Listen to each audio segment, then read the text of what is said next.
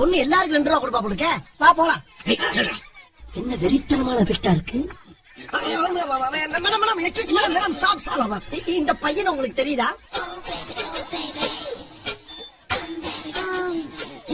பார்த்ததே இல்லையே.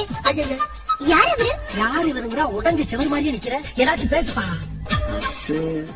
2 ரூபா. ஒரு பஸ் 2 ரூபாயா? 2 ரூபா பஸ். நான் பஸ்ல போறதில்ல. என்னடா அப்ப பேசு. இல்லைங்க, நீங்க மறந்துட்டீங்கன்னு நினைக்கிறேன். எனக்கு நல்லா ஞாபகம் இருக்கு.